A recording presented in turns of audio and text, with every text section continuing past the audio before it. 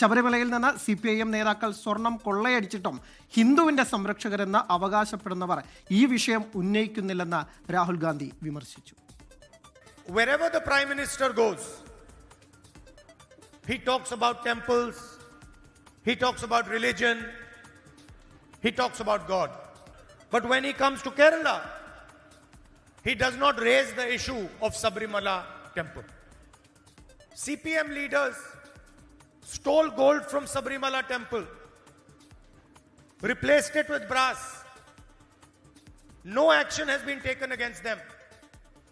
And the so-called defender of Hinduism comes to Kerala and says nothing about Sabrimala because he wants the left front to win the election in Kerala.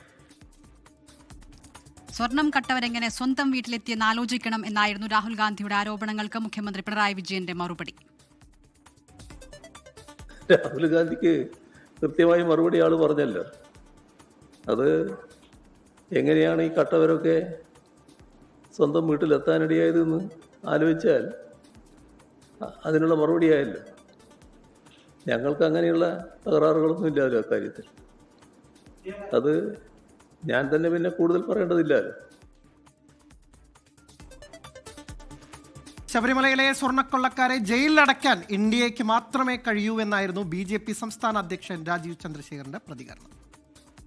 കൊച്ചിയിൽ പ്രധാനമന്ത്രി വന്നപ്പോൾ കൃത്യമായി അദ്ദേഹം പറഞ്ഞു ഒരു കാര്യം, Sabarimala കൊള്ളക്കാരെ investigate ചെയ്ത് പ്രോസിക്യൂട്ട് ചെയ്ത് ജയിലയക്കാൻ BJP NDAക്ക് മാത്രമേ സാധിക്കുള്ളൂ എന്ന് നരേന്ദ്രമോദിജി അന്ന് പറഞ്ഞു.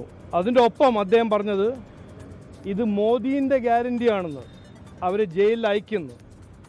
അപ്പോൾ ഇത് രാഹുൽ ഗാന്ധിൻ്റെ ഹാൻഡ്ലേഴ്സിന് അത് അവർ കണ്ടിട്ടില്ല, വായിച്ചിട്ടില്ല, അങ്ങനെ ഒരു സ്ഥിതിയാണെങ്കിൽ ഞാൻ ആ വീഡിയോ അങ്ങോട്ട് അയക്കാം, അതൊന്ന് പഠിച്ച് മനസ്സിലാക്കിയിട്ട് വായ തുറക്കുക. അതാണ് എൻ്റെ ഒരു അഭ്യർത്ഥന.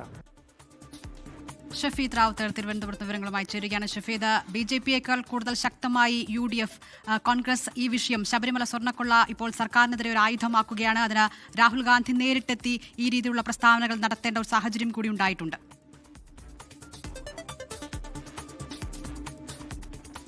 എല്ലാം ഉറപ്പായിട്ടും ഒരു ഇടവേളയ്ക്ക് ശേഷമാണ് സംസ്ഥാനത്ത് നിയമസഭാ ചിത്രത്തിൽ ശബരിമല സ്വർണ്ണക്കൊള്ള ഇക്കാര്യമായി ചർച്ചയാകുന്നത്. കഴിഞ്ഞ ദിവസം രാഹുൽ ഗാന്ധി അടൂരിലെത്തിയപ്പോഴാണ് ആദ്യമായി സ്വർണ്ണക്കൊള്ളയെക്കുറിച്ച് ആ രീതിയിലുള്ള വിമർശനം ഉന്നയിച്ചത്. മാത്രമല്ല പത്തനംതിട്ടയിൽ അദ്ദേഹം നടത്തിയിട്ടുള്ള പ്രസംഗത്തിലും ഈ പാരഡി ഗാനമടക്കമുള്ള കാര്യങ്ങൾ അതുമായി ബന്ധപ്പെട്ട് അദ്ദേഹം ഉയർത്തിയിരുന്നു. ഏതായാലും അതിൽ പറയുന്ന വളരെ പ്രധാനപ്പെട്ട കാര്യം, ഒരേപോലെ തന്നെ കോൺഗ്രസ് ഇക്കാര്യത്തിൽ എടുക്കുന്ന സമീപനം ഒരേപോലെ CPMനെയും BJPയെയും കടന്നാക്രമിക്കുക എന്നുള്ളതാണ്. അതിന്റെ ഭാഗമായിട്ടാണ് ഈ ശബരിമലയിലെ സ്വർണം കട്ടത് CPM ആണെന്ന് പറയുമ്പോൾ മറുഭാഗത്ത് ആ കൊള്ളയ്ക്ക് എല്ലാ തരത്തിലുള്ള പിന്തുണയും അതേപോലെ കരുതലും നൽകുന്നത് BJP ആണെന്നുള്ളൊരു വിവക്ഷ, അല്ലെങ്കിൽ അതുമായി ബന്ധപ്പെട്ട അങ്ങനെ ഒരു വ്യാഖ്യാനം കോൺഗ്രസ് കൊടുക്കുന്നത് തന്നെയാണ് പ്രധാനപ്പെട്ട രാഷ്ട്രീയ വേദികളിലൊക്കെ രാഹുൽ ഗാന്ധി വിമർശനമായി ഉയർത്തിയതിന് മറുപടിയായി മുഖ്യമന്ത്രിയുടെ വാർത്താ സമ്മേളനത്തിൽ ആ ചോദ്യം ഉയർന്നപ്പോൾ മുഖ്യമന്ത്രി പറഞ്ഞത് ആരാണ് സ്വർണം കട്ടത് എന്ന, വീട്ടിൽ സ്വർണം കട്ടവരെ വീട്ടിൽ കയറ്റി എന്നൊക്കെയുള്ള കാര്യങ്ങൾ മുഖ്യമന്ത്രി പറഞ്ഞു.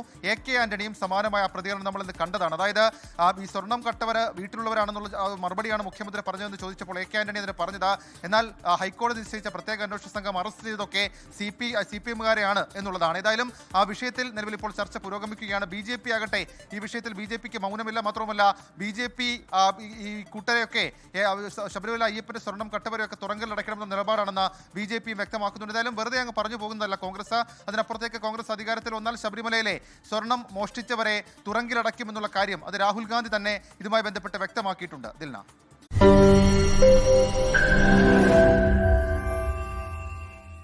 ലോകത്തെവിടെയായാലും ഏത് സമയത്തും 24 വാർത്തകളും ഓഗ്മെന്റഡ് റിയാലിറ്റി പാക്കേജുകളും എക്സ്പ്ലെയിനറുകളും വിശദമായി കാണാൻ ഞങ്ങളുടെ YouTube ചാനൽ നിങ്ങൾക്ക് സബ്സ്ക്രൈബ് ചെയ്യാം.